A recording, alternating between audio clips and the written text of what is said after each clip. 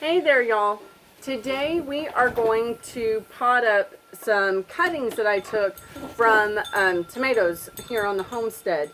Now, it's kind of interesting because Roots and Refuge Farms the other day on one of their videos, Jess was talking about this very thing. And she actually mentioned that she may not even mess with rooting them in water. She may just stick them directly in dirt and see what happens. Because it's free, what do you got to lose? I had actually started this about a week ago, and it's funny because as we're starting to approach fall, even though we're in the hottest part of the year, now is the time to be working on getting the fall garden ready. Now, I've never had a successful fall garden, but I've always thought it would be cool, especially with the idea that maybe we can avoid some of the pest pressures if we can, sorry, let me adjust that really quick. If we can get these planted at the right time so that they mature before it freezes.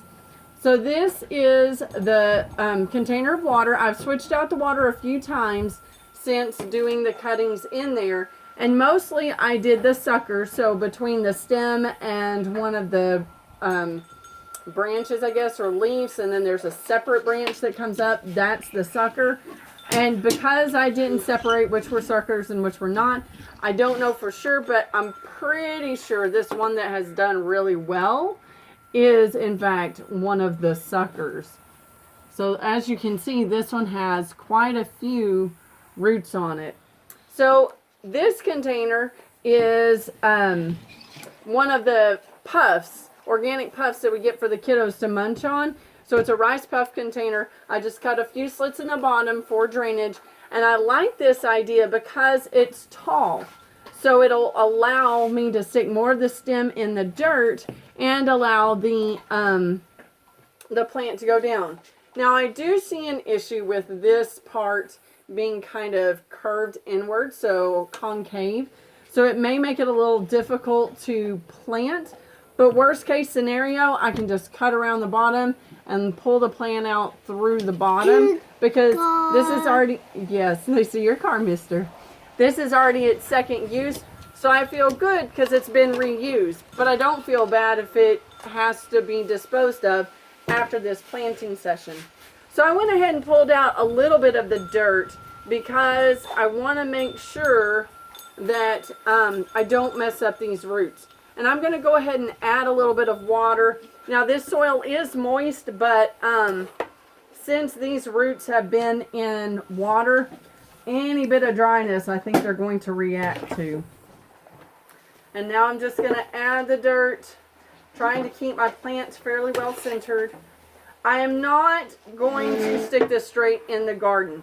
I considered it, but I decided not to because we are in Texas, and even though a lot of places are having to plant right now for the fall garden, I'm just concerned it's a little bit too early for us because we are super hot. In fact, last night Justin was telling me for the next few days we're supposed to be in the very high 90s and into the 100s. So if I can hold it off for maybe 2 or 3 weeks and then go plant, maybe I can miss some of that extreme temperature weather and actually have a plant instead of it getting burned to a crisp the first couple of days that I put it out in the garden. So I filled the dirt inside my container here so that I wouldn't lose this dirt because it's some soil that I mixed up from various places. So this is kind of like my nice dirt. I don't want to lose it. This is actually a cup from the Arkansas shindig. We had some squash in there. Actually, I think it was blue pumpkin. Those didn't make it, but now we're going to reuse it for some tomatoes, which is pretty cool. And then again, after this use, it's probably going to be disposed of. Now, as you see, this one does not have roots on the stem. However, when I looked, it's got tiny roots right there at that node. So I'm figuring if I break off a few of these and plant it a little bit above the depth where that particular spot is, then maybe, just maybe, it'll continue to take root. Now what I will say is I think the key is going to be me keeping it moist enough that those roots don't dry out while they are in their baby stage. And I'm essentially having to put that plant all the way down inside my container because it was a long stem.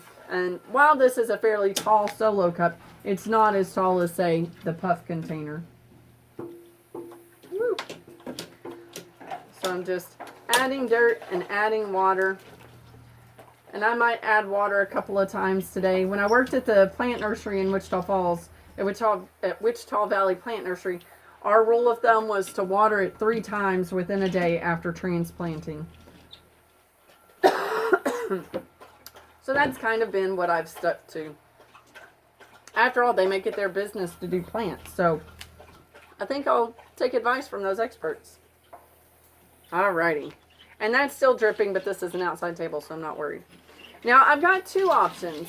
I could go ahead and pot these up and see if they make it, or I could just leave them in the water. But they've been in there for a while, and I'm not really seeing much root formation. So I think I'm just going to try it. I'm going to stick them in dirt and see what happens. So for this one, unfortunately, I wish I had a deeper container, but I didn't bring one out that was that tall. So I'll probably just pot these up in the Bonnie cups, which will be perfectly fine for this one. This one I'll just put it low, maybe kind of let it bend a little bit, and maybe even let the plant be more on the edge instead of having it just upright in the center. Just kind of bend it a little in the plant so more of the stem is underneath, and then just have the plant kind of sticking up on the edge. Because again, I'm not intending for these to be in here for a long time. Just a few weeks until we maybe cool off a tiny bit. And like Jess was saying from Roots and Refuge Farm, it's free. So if it doesn't work, it's not the end of the world. Alright, so I'm just going to continue doing this. Y'all, I hope this inspires you to go out into your garden. If you have a tomato plant that looks like maybe you can make some babies from it, go ahead and do that now. It never hurts to keep these a little bit longer, because worst case scenario, you just keep them inside a little bit longer, or in your greenhouse. If you have a greenhouse, that would probably be ideal, as long as it's not getting too hot in these high temperature days. Alrighty, so I'll just continue. Y'all have a blessed day, and we'll see you next time here at Kooker Go Hook. Thanks for joining me. Simber signing out.